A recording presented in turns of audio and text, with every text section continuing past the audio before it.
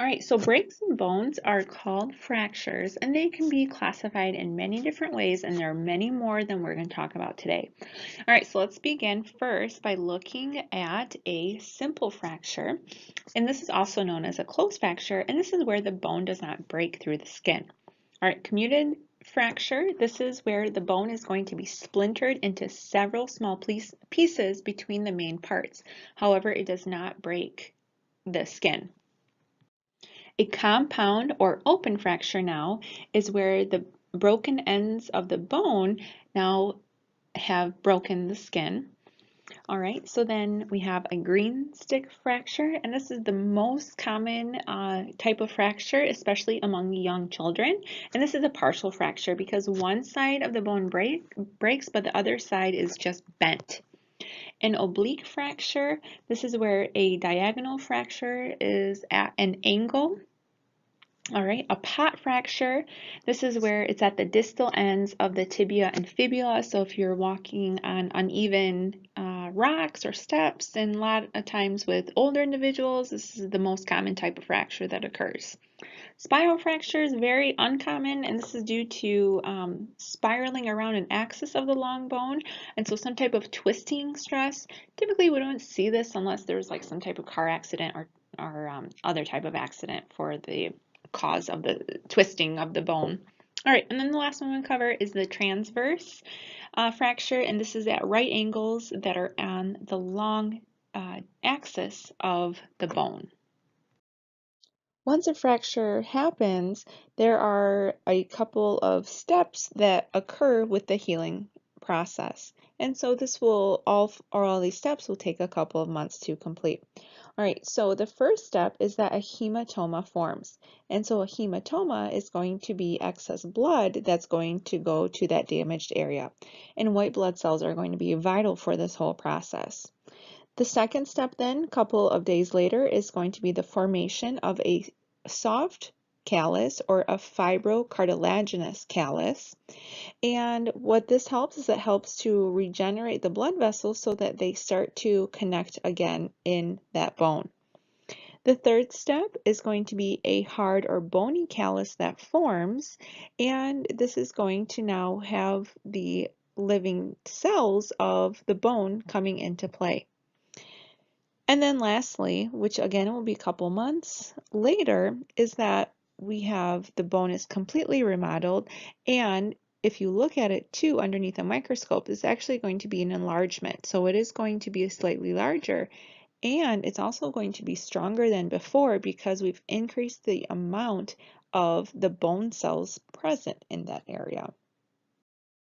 Our bones have different markings or surface features that help to give them a characterization within the body. All right, so let's look at some of the general structure. So we have four different categories. We have articulating surfaces, so where they will communicate and touch with other bones. We have different depressions, also projections from tendons and ligament attachment, as well as opening in spaces. So let's start with the first section here in the blue. So looking at condyles, these are going to be large, smooth, rounded oval structures, and so they'll typically find these at the ends of long or large bones. So like the femur would be an example. Okay, a facet, this is going to be now smaller and flatter and also has a shallow articulating surface. And so in this example, if we look where the sacrum and the vertebrae will meet of the lumbar region. All right, heads of bones, these will be prominent and be rounded at the epiphysis or at the ends of long bones. And so typically we'll find the heads of a bone that will be at the proximal end. Also, we have a trochlea, and these are going to be smooth and grooves that are acting like a pulley like process. And so we find this within the humerus, within the arm bone. Okay, so now second section, looking at depressions, an alveolus, this is going to be a deep pit or a socket, and so alveolus, so deep pocket, so housing our teeth. So we find this within the mandible and then in the maxilla. A fossa, this is going to be a flattened or shallow depression. And in this here, we find this within the hips and within the ilium. So it tends to be quite large. A sulcus, this is going to be a narrow groove, and here's an example on the humerus. This is for where our nerves will lie within that, as well as sometimes we'll see it with tendon of muscles that will lie within this area. All right, so then our third section, projections for tendon and ligament attachment. The first is a crust, and this is going to be a narrow, prominent, ridge-like projection. And so if we go back up here to our pelvis, and this is what you can actually palpate. Okay, so this is the crust of your hip bone, for instance. Okay, so narrow and very prominent. All right, an epicondyle, this is going to be a projection that's going to be adjacent to a condyle. And so if we go back to our femur, epi, so this means above the condyle. So smaller than that of the condyle. A line, this is going to be a low ridge. And for example, we find this within the pelvis and then angled downwards towards the opening.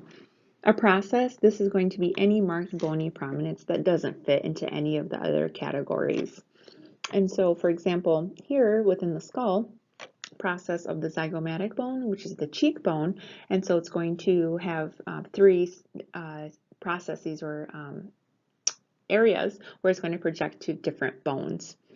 All right, a ramus, this is going to be an angular extension of the structure. And we find this, for example, within the mandible, so it's going to give that angling of our jawline. A spine, this is going to be a pointed and slender process. And here we find this, for example, again in the pelvis and found within the ilium, where this is going to be quite sharp too in this. Okay, a trochanter. This is a massive and a rough projection found only in the femur here. Then we have a tubercle. This is going to be smaller now in a rounded projection. So we find this within the humerus. And so it's going to be that smaller bump. And then a tuberosity. This now will be a large rough projection. And so on the humerus, it's at the side here, site for muscle attachment. Okay. All right. And then lastly, what we have here are opening and spaces. So canals, these are going to be passageways through a bone.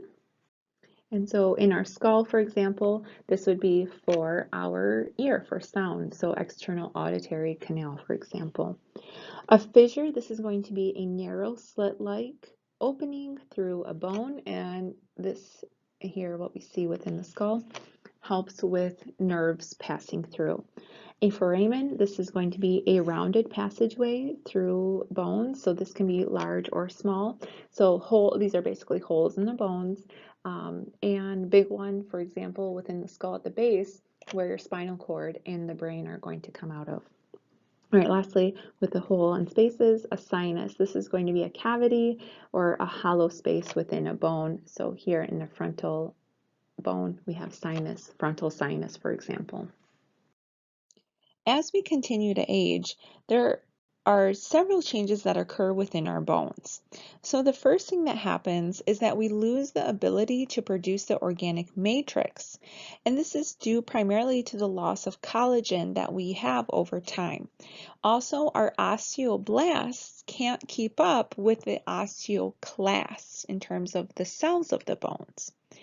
And that goes into then we lose calcium and other minerals, and this is due to a decrease in bone mass. And so if we take a look at these two images, what we have here is a healthy bone, and so if you look at it, it's not as porous, right? Not as many holes in the bone compared to this osteoporosis bone, where we have more holes, and so it tends to be weaker. And so those that have osteoporosis tend to have an increased chance of fractures, especially with advanced age.